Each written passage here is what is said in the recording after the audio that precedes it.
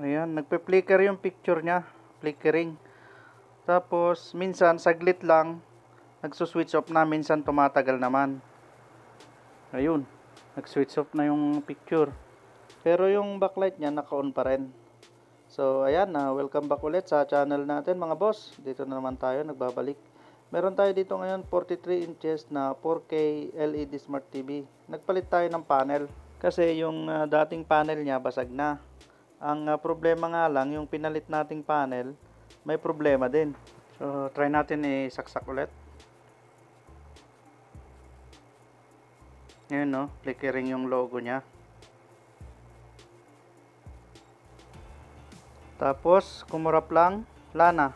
Minsan naman lumalabas naman yung display niya. Tumatagal din. Minsan hanggang LG logo lang siya, flickering, tapos wala na. Minsan naman tumatagal. Saksak ulit natin. Ayan o. Tapos ayan, medyo tumagal siya. Kumurap. Tapos flickering na siya. So yan ang problema niya. At yan ang gagawan natin ng paraan. Susolusyonan natin para matanggal yung flickering na yan. So ayan o, nag-switch off na yung picture niya. Pero yung backlight niyan, continuous yan, gumagana yung backlight. So tara, umpisan na natin.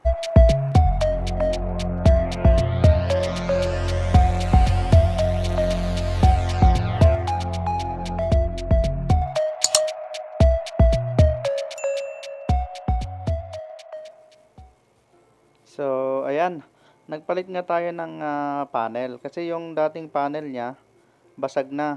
So ang problema nga lang, yung ipinalit natin may problema din. So yan ang gagawin natin ng paraan ngayon para mapatino natin. Kaya ang unang gagawin natin ay magsusukat muna tayo ng voltahe. Check muna natin tong BGH niya. Titingnan natin kung stable ba o nagda-drop. Kasi dito pa lang kung magda-drop yung BGH niya, sigurado yung ibang supply ng panel magda-drop na rin. Set natin siya sa DC reading.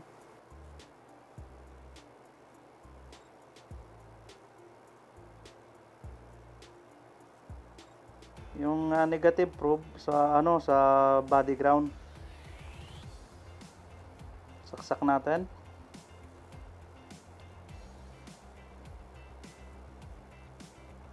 Ngayon, nag-switch on na siya. So dito yung testing point nung VGH niya. Kaya lang parang bagsak kaagad yung voltahe. Bumabagsak kaagad yung voltahe ng VGH. Tanggalin natin, saksak natin ulit. Ayun, nagkaroon siya. Ito yung voltahe ng VGH, 27.9 volts. Meron naman siya, stable naman siya. Kaya lang minsan, saglit lang nagda-drop kaagad. Pero ito medyo tumagal. Kaya lang yung picture niya, nagpi-flickering. Ayan o, bumagsak na. So ibig sabihin, nag-switch off na yung picture niyan. Yung bagsak na yung voltahe.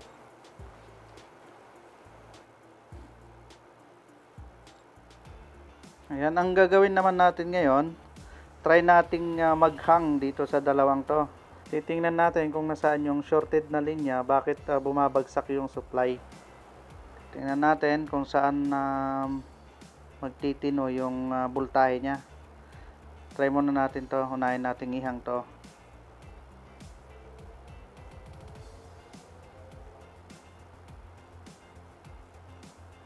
Ayan, saksak natin.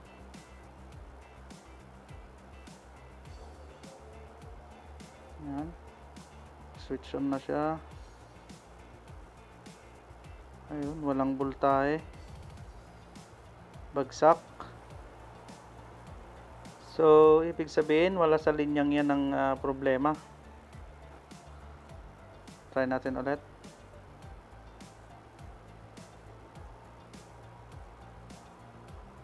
Tulungan natin. Ayun, meron siya. Bumabagsak lang kaagad. Ibig sabihin, wala dito yung problema. Balik natin to. Tapos ito naman ihang natin.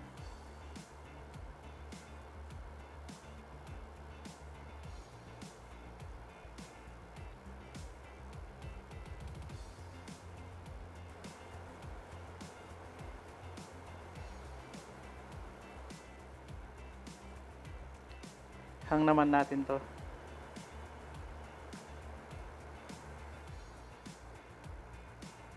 Saksak natin.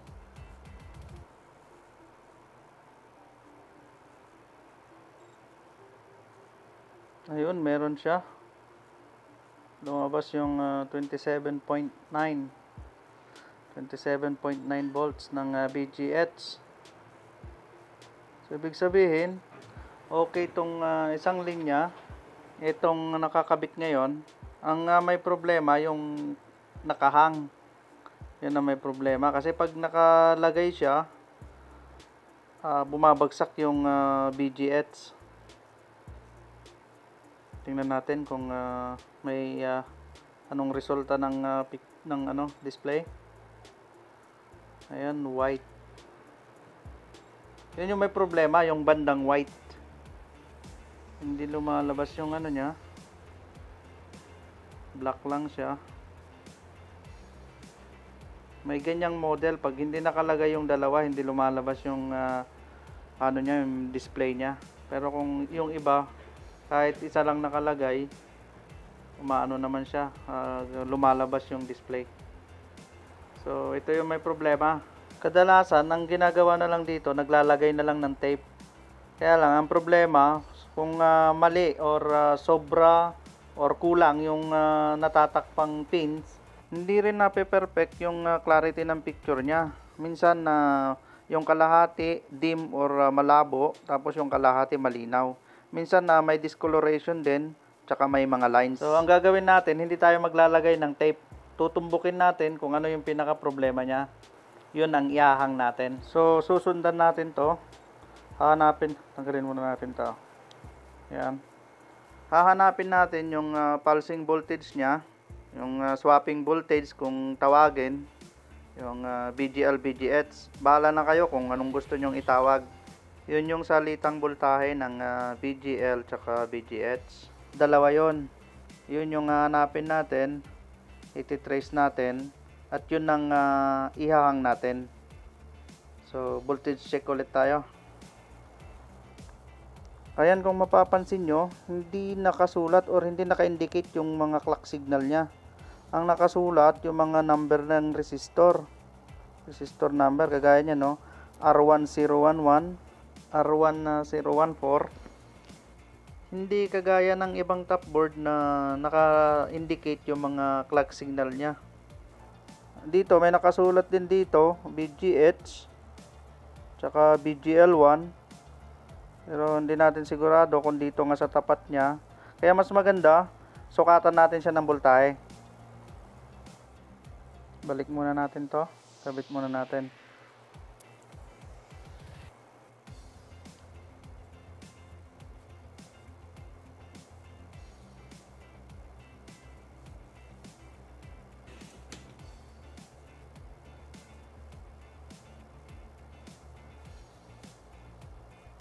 So ayan, set natin yung multimeter natin sa DC. Tapos itong negative probe sa body ground.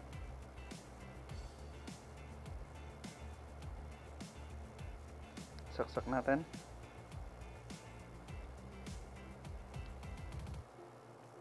Ayan switch on na siya, umilaw na yung backlight niya. So tingnan natin ngayon kung nasaan yung mga hinahanap nating voltahe. Pero wala.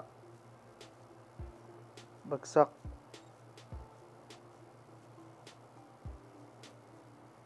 Siguro bumagsak kaagad yung voltahe na naman, yung supply.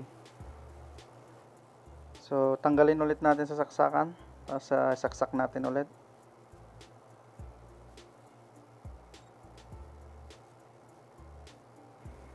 Ayan. Ayun nagkaroon siya. Kaya lang bumagsak kaagad.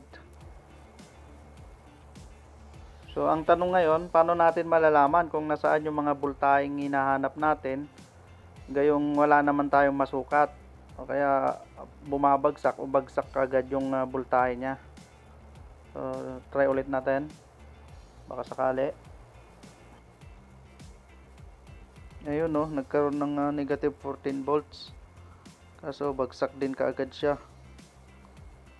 So mahirap nating sukatan yung iba pang voltahe niya kung ganitong bumabagsak din kaagad. So mahirapan tayong hanapin yung VGL VGH niya or swapping voltage. So ang gagawin natin, doon tayo magsusukat sa kabila. Bakit sa kabila?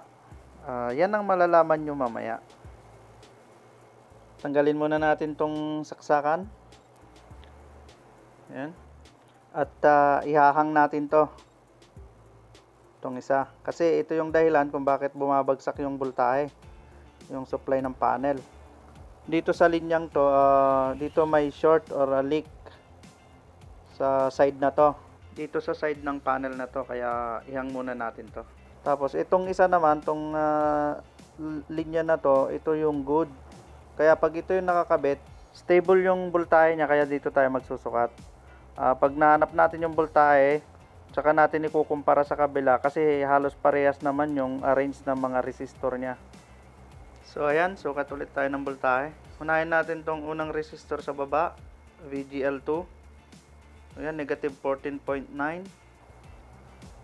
Yung sa taas, unang resistor, ganun din, negative 14.9. Ang hinahanap nating voltahe rito, yung swapping voltage niya. Parang ito yata yon, pangalawang resistor sa baba. Ayan o, negative 14, 27. Tapos yung pangalawang resistor sa taas.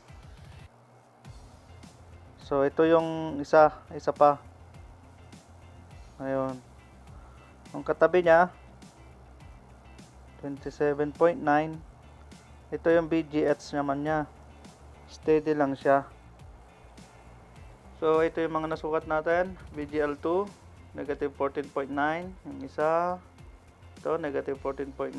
Tapos ito swapping voltage. Tapos ito yung BGH nya, yung 27.9. Tapos ito mga ibang resistor na yan, mga clock signal na yan, mga mabababang voltahe na lang yan. Gaya nito. 4 volts. 4 volts. 4, halos pare-parehas lang. So ang gagawin natin ngayon, ikukumpara natin siya dito sa kabila. Malalaman dyan kung nasaan yung mga voltaheng hinahanap natin sa pagsusukat ng continuity. Yan, kabit muna natin to. Balik natin. So ayan, kailangan nakakabit yung dalawang LVDS cable nya bago tayo magsukat ng continuity. Alam na natin na nasukat na natin kung nasaan dito yung mga voltahe dito sa mga resistor na to. Madali na lang natin siyang maikumpara dito. Kukunin natin yung continuity kasi halos nakaparallel lang yan. Parallel lang yung connection niyan, yung VGL, VGH halimbawa, nakaparallel lang dito. Set na lang natin yung multitester natin sa buzzer para madali mag-trace.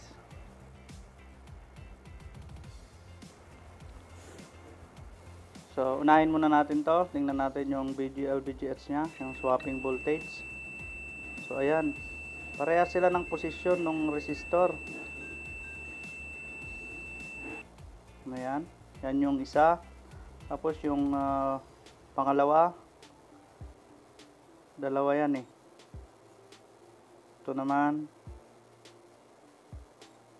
So, dito rin siya. Ayan. Ito yung isa pang swapping voltage niya. Tapos yung kasunod niya, ito yung BGH, yung 27.9 volts. Ayan. Tapos yung negative 14 naman, Ito yung VGL2. Ito naman yung VGL1. So ayan, halos parehas lang sila ng posisyon. Malamang ito rin na yung last na resistor. Ito, negative 14 din to. So ayan, parehas lang sila.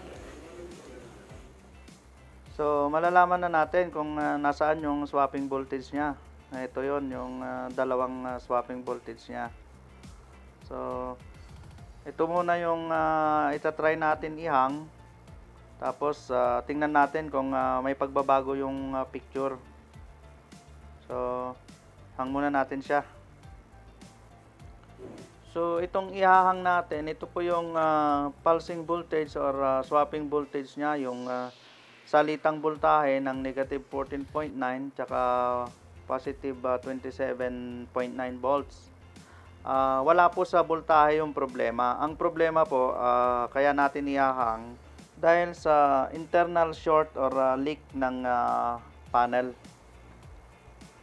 Ang value po ng resistor na to ay nasa 300 ohms. Pare-parehas yan yung apat na resistor na yan, yung dalawang swapping voltage, tapos yung dalawang VGL, tapos yung isang VGH. Pare-parehas po nasa 300 ohms yung value ng resistor. Shoutout nga pala kay Sir Leboy Technician. Sa kanya ko napulot yung term na swapping voltage. Pasyalan po natin yung channel niya. The best po yung mga video tutorial niya. Marami tayong matututunan. Ayan. Siguraduhin lang na walang short at hindi magkadikit yung pinanggalingan ng ng resistor. Ayan, testing na natin. Switch on na siya, umilaw na yung backlight nya. So tingnan natin kung may pagbabago. Parang flickering pa rin siya. So ayun, may nagbago. Parang lumala nga ba? So hinang natin yung yung dalawang swapping voltage nya. At ganito yung lumabas. Nagbago siya pero hindi tumino, kundi nag-flickering yung buong buong screen niya. So pag ganito ang lumabas, pagkahang natin ng dalawang swapping voltage at ganito ang lumabas, ang next step po natin is ihang natin yung VGH at tsaka natin i-check ulit.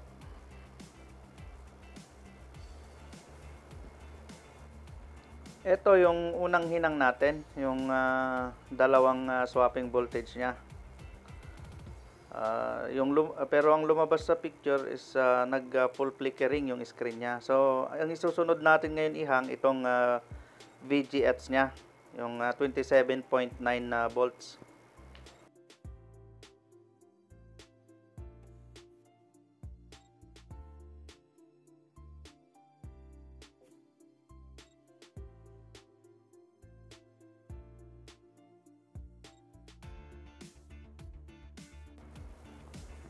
Kung may soldering paste kayo, mas maganda gamitan ng ganon para mas mapadali yung pagtanggal.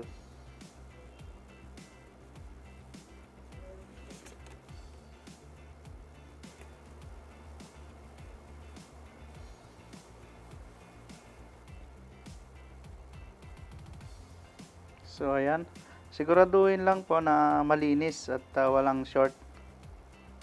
Ito yung unang tinanggal natin, yung dalawang resistor na to, yung swapping voltage niya. Tapos ito yung last, yung VGH. So check natin ulit. Ayan, tingnan natin kung tumino na ba yung picture niya. Plug in. Ayan, switch on na siya. Parang malinis na, wala na yung flickering niya. Antay-antay. Medyo matagal. Yun. Okay na siya. Malinis na. Pino na yung picture niya. Maganda na yung display. Wala rin siyang mga lines. Okay na okay yung picture. Malinis. Kasi minsan may ganyan, nag-i-steady nga yung picture pero may mga lines naman. Pero ito, okay siya, malinis. Tatlong resistor lang yung hinang natin. Yung dalawang swapping voltage, tsaka yung BGHs niya. So, yun lamang po at sana ay nakatulong sa inyo ang video na to. Kahit kung hindi ka pa subscriber sa channel na to, subscribe na po at hit mo na rin ang notification bell para lagi kayong updated pag may bago tayong upload video. Bago natin tapusin tong video na to, shoutout muna sa mga kagrupo ko dyan sa Electronics Technician Group. Shoutout sa inyong lahat mga master. At sa mga patuloy pong sumusuporta sa channel na to, maraming salamat po sa inyong lahat. And God bless.